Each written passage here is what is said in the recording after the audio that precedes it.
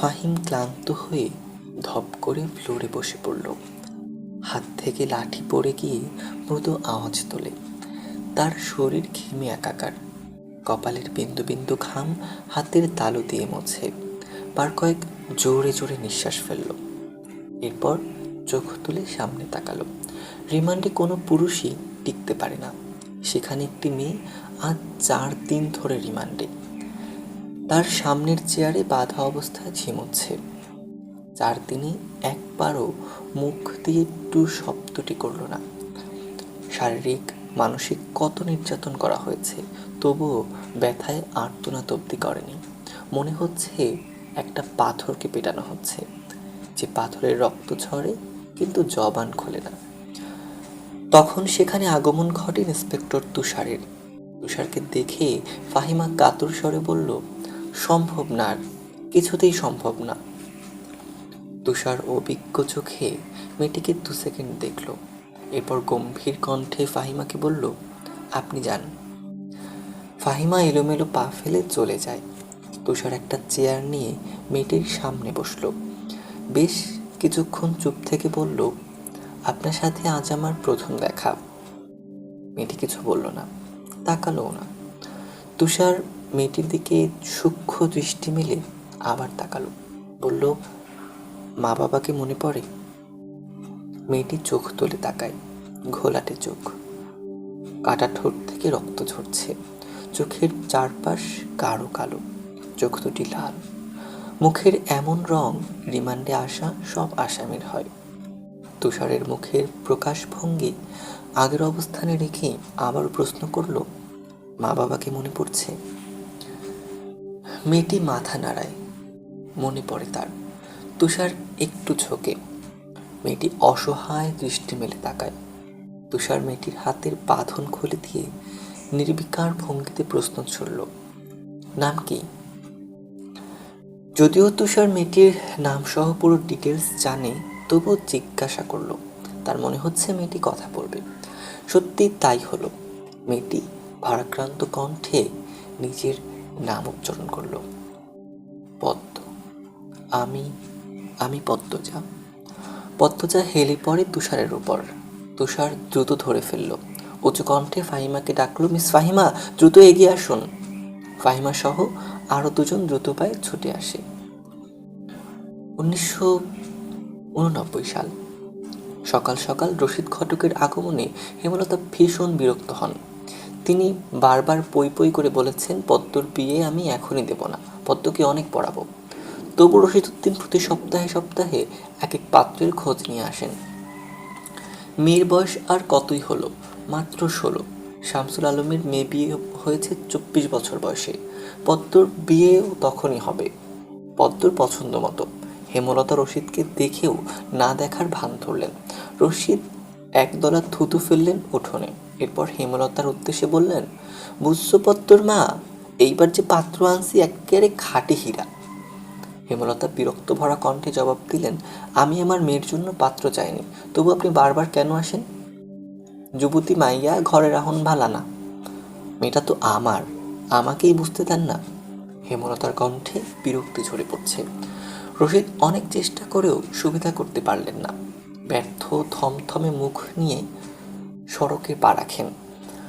প্রতিদিনই কোনো না কোনো পাত্রপক্ষ এসে হাতে টাকা গুঁজে দিয়ে বলবে, মুর্শিদের বড় সেরিডারে চাই। রশিদ নিজে নিজে বিড়বিড় করে আওড়ান, গ্রামে কি আর সেরি নাই? একটা সেরিরই কেন সবার চোখে পড়তে হইব?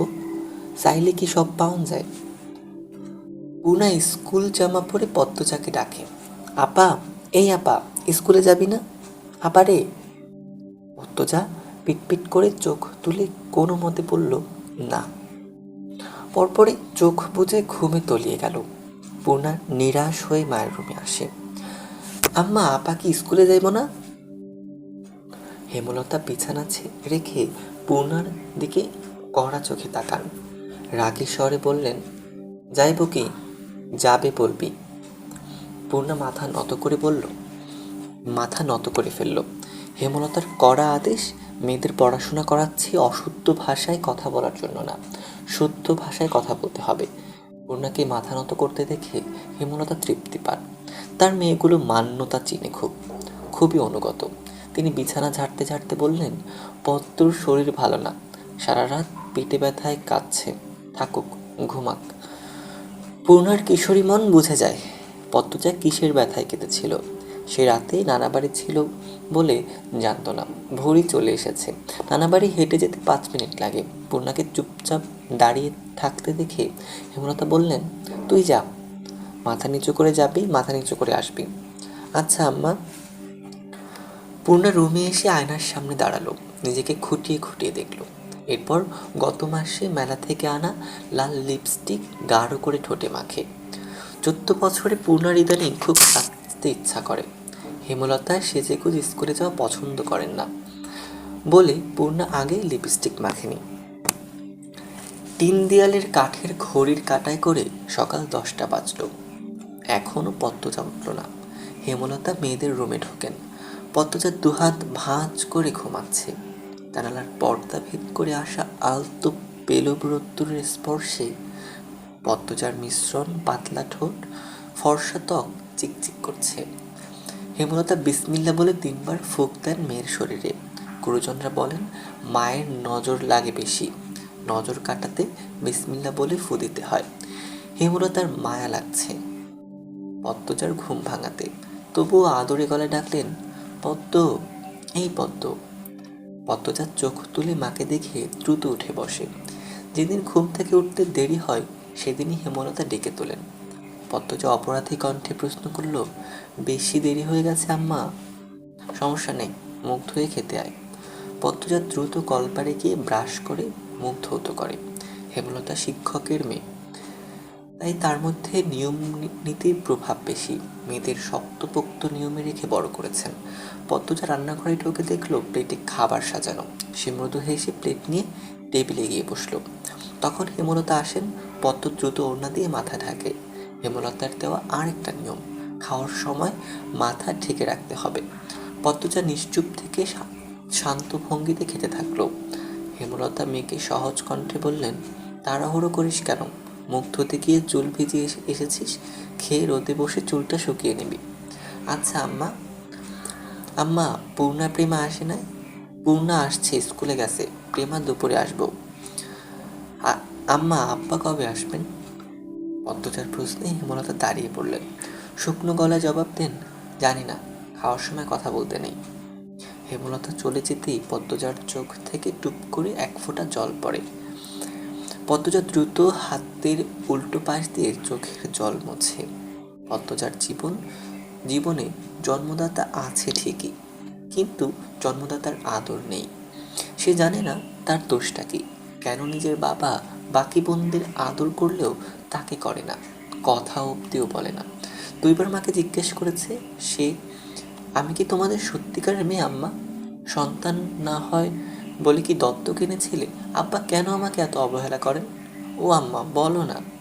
হেমলতা তখন নিশ্চুপ থাকেন। অনেকক্ষণ পর বলেন, তুই আমার গর্ভের সন্তান আর তোর বাবারই মেয়ে। এখন যা, পড়তে বস, অনেক পড়তে হবে তোর। ব্যাস, এটুকুই। এর বেশি কিছু বলেন না হেমলতা। পদ্মজার কেন জানি মনে হয় একদিন হেমলতা নিজ থেকে খুব গোপন কোনো কথা বলবেন, তবে সেটা যেন সহ্য করার মতো হয়, এই দোয়াই সারাক্ষণ করে সে। এত কি ভাবছিস, তাড়াতাড়ি খেয়ে ওঠ। হেমলতার কথায় পদ্মজার ভাবনার সুতো ছিল। দ্রুত খেয়ে ওঠ, আজ আম আচার বানানোর কথা ছিল। সন্ধ্যা কাটতেই বিদ্যুৎ চলে গেল। কয়েক মাস হলো গ্রামে বিদ্যুৎ এসেছে। 8 গ্রাম মিলিয়ে অলন্দপুর, তাদের গ্রামের নাম আটপাড়া। প্রতিদিন নিয়ম করে সন্ধ্যা রাত থেকে 3 ঘন্টা গ্রাম অন্ধকারে তলিয়ে থাকে। আর সারাদিন তো বিদ্যুতের নামগন্ধও থাকে না। বিদ্যুৎ নিয়ে লাভটা কি হলো? পদ্মজা, পূর্ণা, প্রেমা 3 বোন একসাথে পড়তে বসছিল। বাড়ি অন্ধকার হতেই 9 বছরের প্রেমা খামচে ধরে পদ্মজার ওড়না। পদ্মজা মৃদু স্বরে ডাকলো, আম্মা, আম্মা, আয়, টর্চ নিয়ে যা। হেমলতার আহ্বানে পদ্মজা উঠে দাঁড়ালো। প্রেমা অন্ধকার খুব ভয় পায়। পদ্মজার ওড়না ছেড়ে পূর্ণার হাত চেপে ধরে।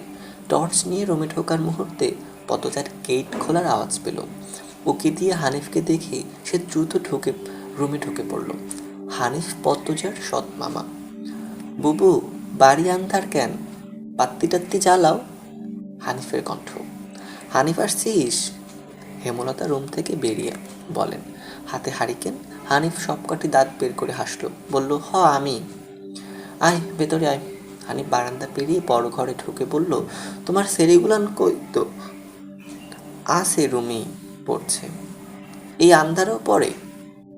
হেমলতা কিছু বললেন না।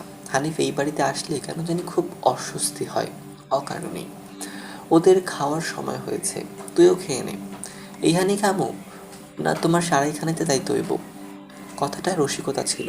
গ্রামে থেকেও হেমলতা খাওয়ার জন্য আলাদা রুম নির্বাচন করেছেন। সেটা হানিফের কাছে রসিকতাই বটে। হেমলতা প্রশ্নের জবাব সোজা সাপটা না দিয়ে বললেন, খেতে চাইলে খেতে আয়। পদ্মজা কিছুতেই খেতে আসলো না। কেমন জড়সড় হয়ে আছে। মনে হচ্ছে হানিফকে ভয় পাচ্ছে বা অবহেলা করছে। হানিফ 6 বছর সৌদিতে ছিল, 3 মাস হলো দেশে ফিরেছে। 3 মাস যতবার হানিফ এই বাড়িতে পা রেখেছে ততবারই পদ্মজা অজুহাত দিয়ে দূরে থেকেছে। হেমলতার বিচক্ষণ মস্তিষ্ক মুহূর্তে ভেবে নিল অনেক কিছু, তাই জোর করলেন না। আজই এই লুকোচুরির ফয়সালা হবে। হানিফ পদ্মজাকে দেখার জন্য অনেক ছলচাতুরি করলো, কিছুতেই সুযোগ পেল না। বিদ্যুৎ আসার ঘণ্টাখানেক পর হানিফ চলে যায়। পূর্ণা প্রেমার রুমে ঢুকতেই পদ্মজা ঝাঁপিয়ে পড়ে, রুদ্ধশ্বাস কণ্ঠে বলল, কতবার না করছি লোকটার পাশে বেশিক্ষণ না থাকতে, তোরা কেন শুনিস না আমার কথা? পূর্ণা ও প্রেমা বিস্ময়ে হতবিহল। পদ্মজা কখনো তাদের এমন নিষেধ দেয়নি, তাহলে এখন কেন এমন বলছে? হেমলতা রুমে ঢুকতেই পদ্মজা চুপসে গেল। পদ্ম, আমার রুমে আয়। মায়ের এমন কঠিন কণ্ঠ শুনে পদ্মজার কলিজা শুকিয়ে যায়। হেমলতা নিজের ঘরে চলে যান। হেমলতা মেয়ের দিকে তীক্ষ্ণ দৃষ্টিতে তাকিয়ে আছেন। পদ্মজা নতজানু হয়ে কাঁপছে। সুন্দরীরা ভীতু আর বোকা হয়, তার দৃষ্টান্ত প্রমাণ পদ্মজা। হেমলতার খুব মায়া হয় পদ্মজার সাথে উচ্চ কণ্ঠে কথা বলতে। পদ্মজা রূপসী বলেই হয়তো গোপনে আবেগ লুকিয়ে তিনি বজ্র কণ্ঠে প্রশ্ন করলেন, কি লুকাচ্ছিস? হানিফের সামনে কেন যেতে চাস না? সে কি করেছে? পদ্মজা ফোপাতে থাকে। হেমলতা কয়েক সেকেন্ড সময় নিয়ে নিজেকে সামলান। কণ্ঠ নরম করে বললেন, হানিফ ধরিবাজ লোক, সৎ ভাই বলে বলছি না, আমি জানি তার ব্যাপারে যে কোনো কথা আমার বিশ্বাস হবে। বল, কি লুকাচ্ছিস? মায়ের আদরে কণ্ঠে পদ্মজা আচমকা বাঁধ ভাঙা নদীর মতো হু হু করে কেঁদে উঠল।